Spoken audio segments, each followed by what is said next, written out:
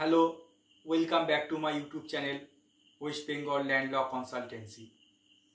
আজকে আমার আলোচ্য বিষয় হবে WBLR অ্যাক্টের chapter 2A। Chapter 2A বলা আছে restriction on alienation of land by schedule tribe, অর্থাৎ শিডিউল ট্রাইবের জমি হস্তান্তরে রেস্ট্রিকশন আছে বা বাধা আছে বা কিছু শর্ত আছে। শিডিউল ট্রাইবের জমি ইচ্ছা গেলেই কিনে নিতে পারবে না নন শিডিউল ট্রাইব। একটা শিডিউল ট্রাইবের জমি আছে, যদি মনে করে একটা নন শিডিউল ট্রাইবকে বিক্রি করব, সেইভাবে কিন্তু বিক্রি করতে পারবে না, কারণ তার মধ্যে কিছু শর্ত আছে। সেই শর্তগুলো ফুলফিলমেন্ট হবে তবেই একটা শিডিউল ট্রাইবের জমি নন শিডিউল ট্রাইব কিনতে পারবে, তার আগে কিন্তু কিনতে পারবে না।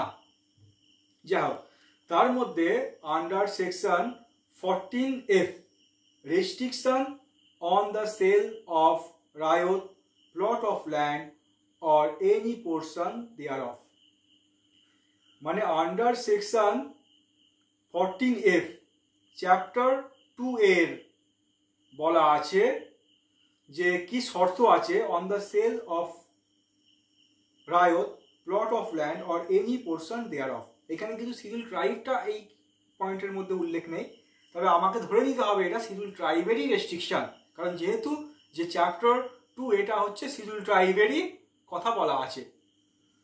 তাহলে হচ্ছে no decree or order shall be passed by any court for the sale of the plot of land or any portion thereof of a riot belonging to a scheduled tribe, nor shall any such plot of land be sold in executions of any decree or order। মানে কোনো কোর্টকে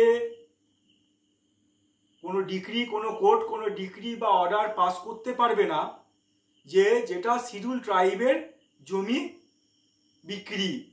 বিক্রির কোনো order দিতে পারবে না।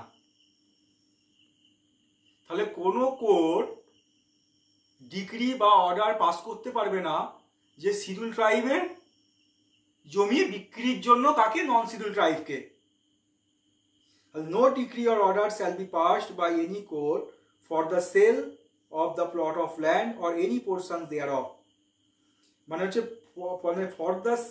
For the sale of the plot of land মানে ওই ল্যান্ডের সমস্তটা, মানে প্লট অফ ল্যান্ড পুরো প্লটটা, আর এখানে হচ্ছে অর এনি পোর্শন দেয়ারঅফ বা তার কিছুটা পোর্শন, সবটা নয়, একটা ল্যান্ডের সব পোর্শনটা নয়, কিছুটা পোর্শন।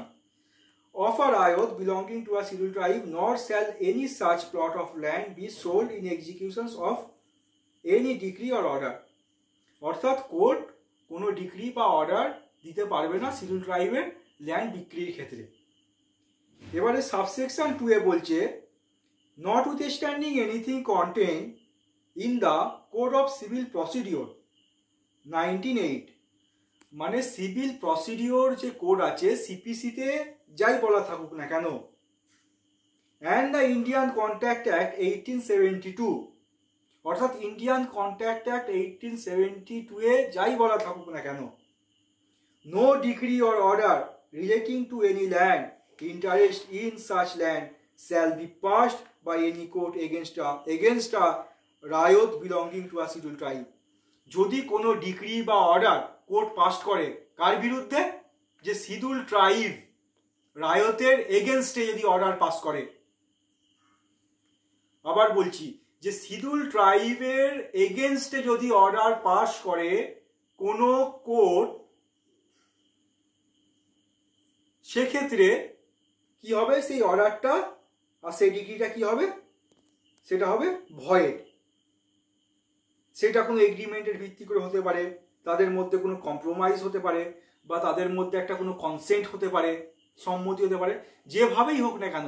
অর্থাৎ মোদ্দা কথায় বোঝা গেল যে শিডিউল ট্রাইবের জমি বিক্রি করার ক্ষেত্রে সিভিল কোর্ট কোনো রকম কোনো পারমিশন দিতে পারবে না। যদি কোনো রকম ডিক্রি বা অর্ডার পাস করে থাকে, সেই ডিক্রি বা অর্ডারটা আইনের চোখে ভয়েড হবে, মানে আইনের চোখে সেটা গ্রাহ্য নয় বা বাতিল। ধন্যবাদ।